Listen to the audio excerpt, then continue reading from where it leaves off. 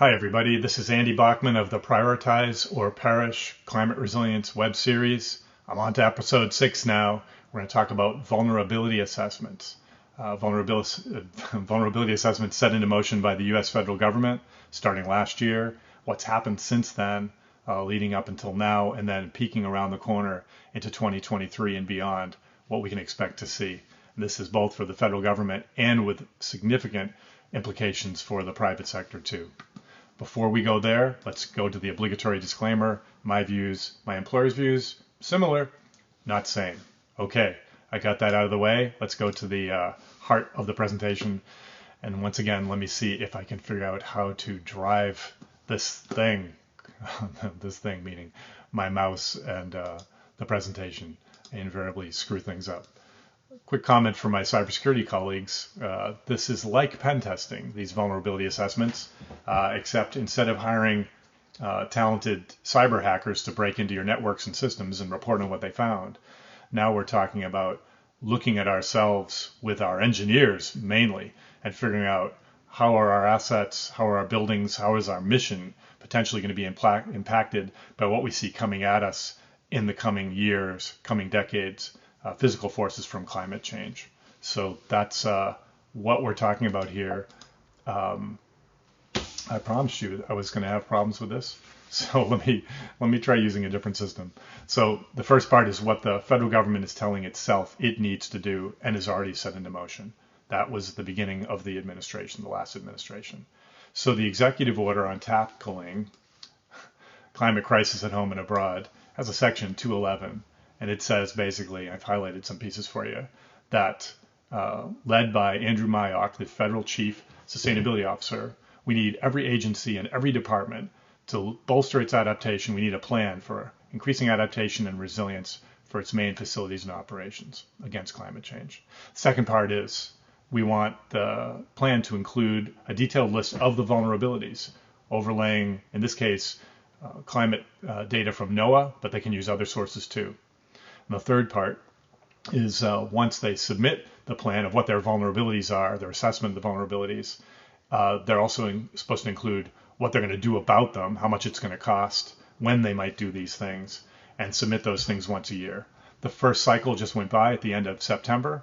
That data is now rolling up in every department, in every agency, up to, I assume, Andrew Mayock at some point.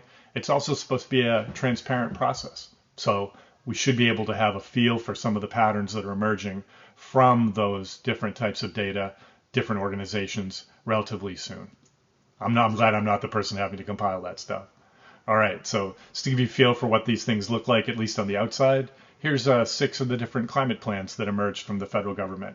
I'm showing you on the top three row, the ones that I'm closest to, DOE, DOD, and Department of Homeland Security. In the bottom row, I found some more.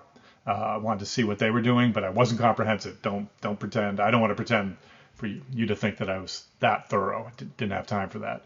But here you can see USDA, you can see Commerce, and Health and Human Services. And I'm going to give you a peek into a couple of them.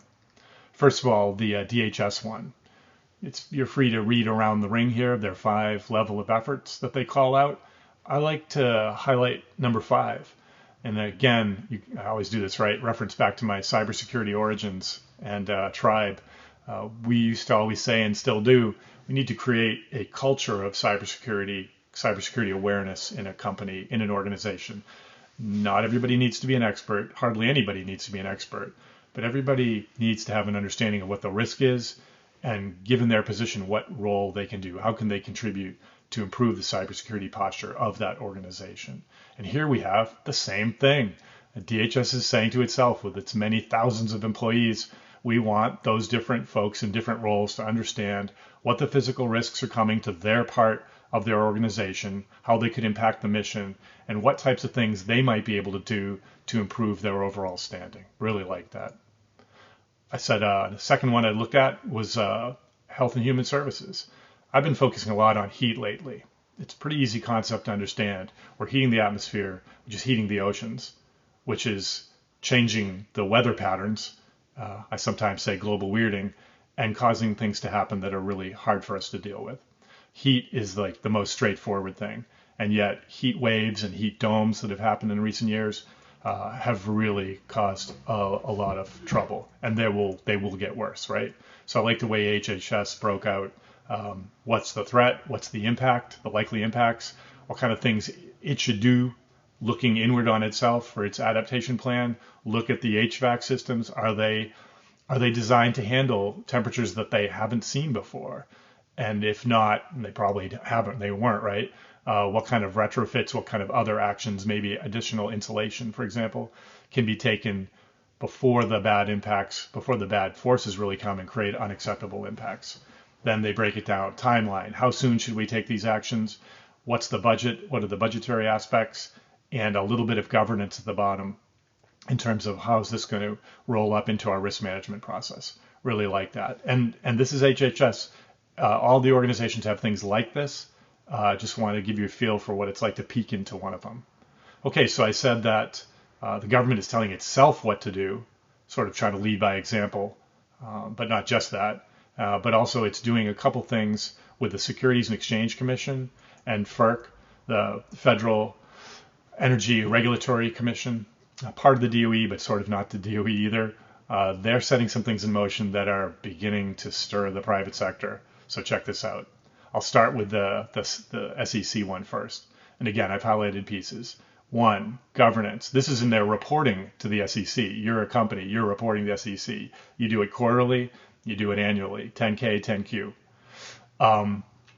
Governance process. Are you changing your leadership? Have you appointed a senior person to own this problem? Secondly, are you looking at material impacts? Call them out to us. We'd like to know what you think they are.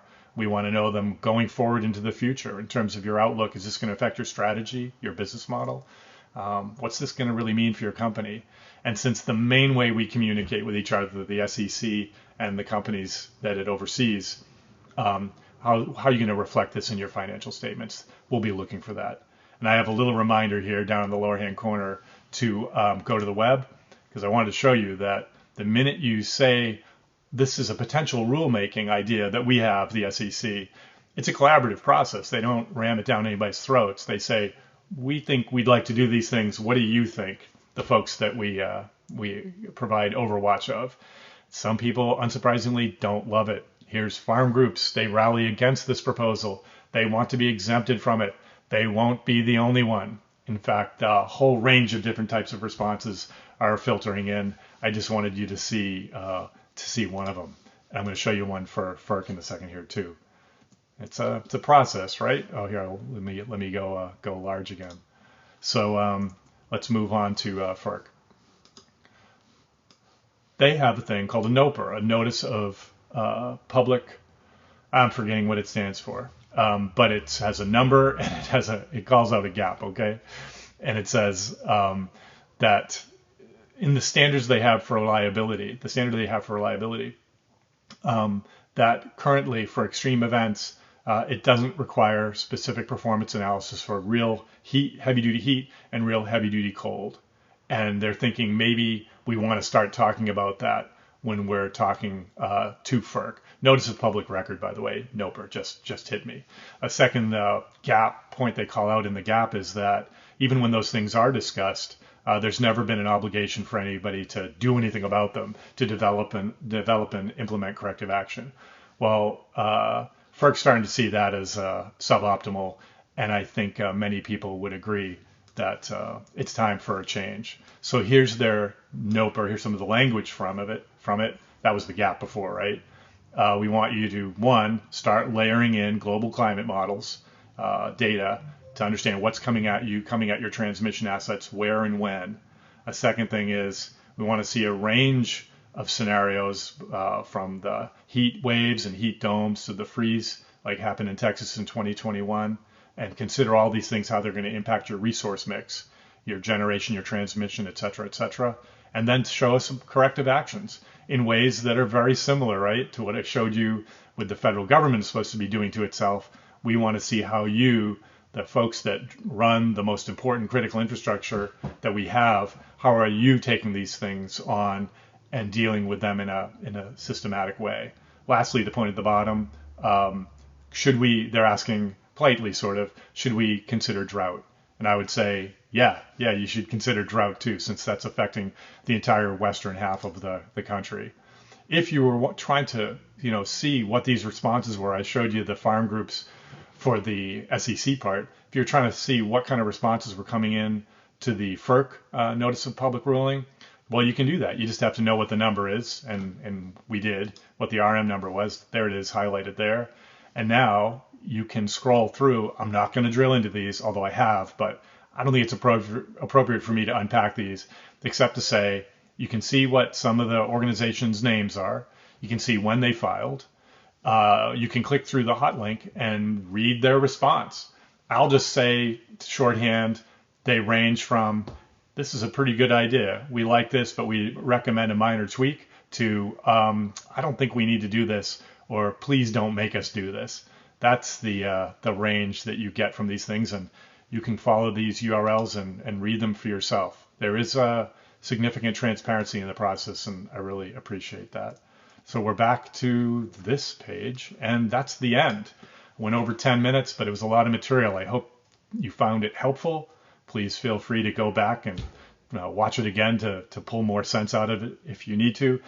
And if you want to ask me a question, comment, critique, etc., that's my email address and my Twitter handle, where I hold forth on these things, also on LinkedIn sometimes too. And I'm sharing with you a picture of my lovely, comparatively new hometown, Milwaukee, a manufacturing city at heart that's having a bit of a revival right now.